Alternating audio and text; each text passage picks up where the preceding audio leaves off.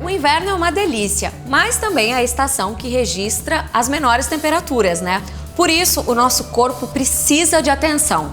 E eu tô aqui com a Andressa Fontes, que é nutricionista, e a Lisângela Coimbra, que é clínica geral, para falar sobre quais são os cuidados que a gente deve ter com a nossa saúde durante o inverno. Bom dia, meninas, tudo bem? Bom dia, Bruna. Antes da gente começar a conversar, vamos dar uma olhadinha no vídeo, porque a gente foi às ruas para saber o que muda no comportamento das pessoas durante o inverno. Vamos ver? Vamos.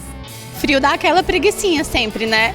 Vontade de ficar em casa, deitadinha. Olha, o frio pra mim é super gostoso, mas um cafezinho quente, um chazinho. Já é uma desculpa que a gente usa pra comer besteira, um chocolate quente, um vinho, né? Eu acho que no frio a gente geralmente come mais, sim. Pra proteger a minha saúde, muita vitamina C, continuar ativa nos exercícios, pro meu corpo ficar cada vez mais disposto e usa um lookzinho lindo e confortável. O frio é muito aconchegante, né?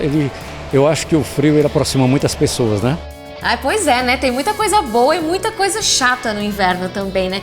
Quais são os cuidados que a gente deve ter com o nosso corpo, Lisângela? Bruna, no frio, as baixas temperaturas predispõem o organismo, né, a pessoa a desenvolver algumas doenças. Então a gente tem que ter bastante cuidado. Cuidado com a imunidade, cuidado com a alimentação, com o sono, evitar aglomerações de pessoas que pode predispor a adquirir alguma doença, andar com álcool em gel, lavar bastante as mãos. Então são alguns cuidados que nós devemos ter. De se proteger, né? Se proteger, para prevenir, né? Sim. E aí, falando em alimentação, Andressa, quais são os alimentos que são indicados para a gente consumir no inverno e os que não são indicados? A gente pode pensar em alimentos quentinhos, mas que têm efeito protetor, como é o exemplo da sopa, dos chás, o próprio café, o chocolate quente feito de uma forma que seja mais saudável. Então, normalmente, os produtos prontos industrializados, eles vêm carregados de açúcar, carregados de gordura, que normalmente não são gorduras interessantes para serem consumidas, mas nós conseguimos adequar e fazer um achocolatado com cacau, por exemplo, e utilizando leite,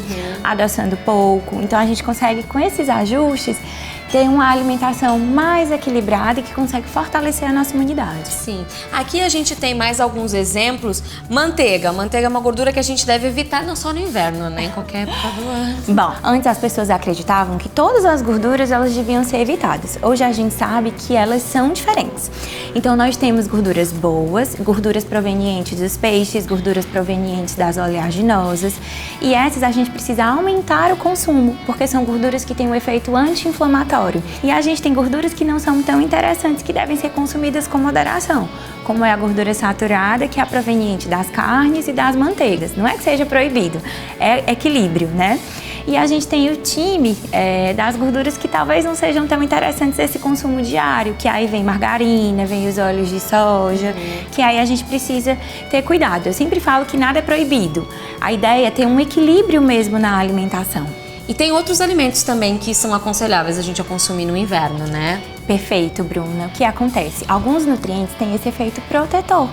Quando a gente pensa nas fontes de vitamina C, então o cítrico, suco de laranja, suco de acerola, mas também as fontes de zinco. O zinco, ele é um mineral que ele pode fortalecer muito o nosso sistema imunológico. E nos alimentos a gente encontra nos peixes e nos frutos do mar. A água é extremamente importante também para a gente manter essa imunidade, como a Lisângela falou. Sim. Você falou sobre a questão dos ambientes fechados, né? Então é aconselhável no inverno a gente sempre tentar deixar as janelas abertas para dar uma circulada no ar? Sim, Bruna, muito importante. Deixar os ambientes abertos, deixar o ar circular, porque o ambiente fechado vai predispor ao acúmulo de poeira, de ácaro, de fungos.